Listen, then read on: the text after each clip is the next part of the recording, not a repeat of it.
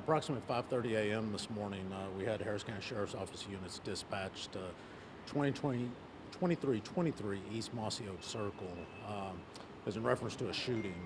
When they arrived on scene, they discovered a deceased female here at the location. She had been shot in the parking garage of the facility in the elevator lobby.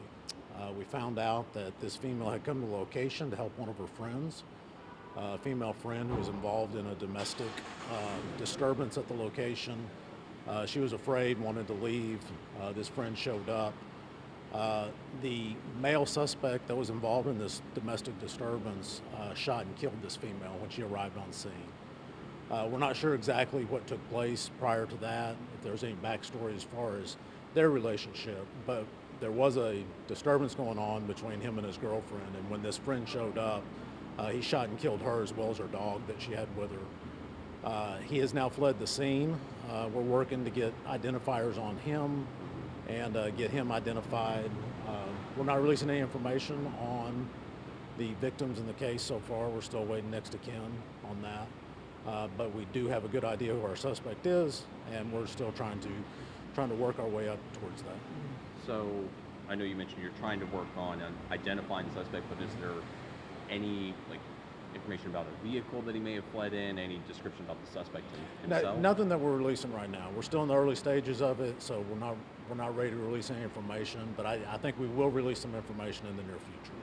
So about the victim, how old would you estimate she is? I think she's 28 years old, 27, 28 years old. She'd come to location to help out this friend.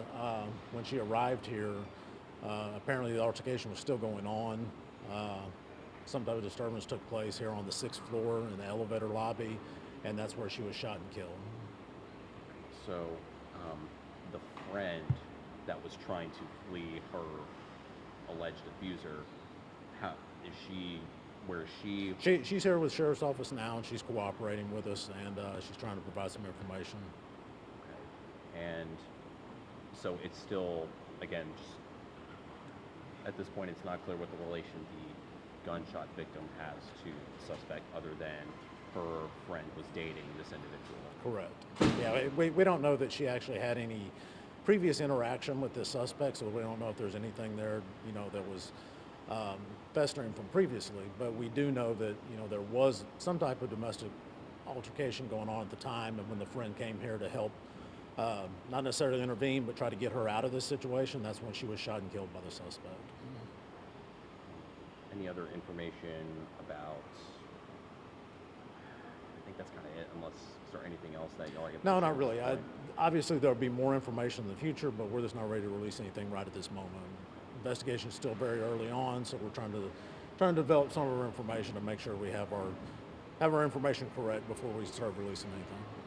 This apartment complex, are there any cameras, surveillance video that may have captured the incident or captured the person fleeing? There is, and that's one of the things we're reviewing, and we're going through all that.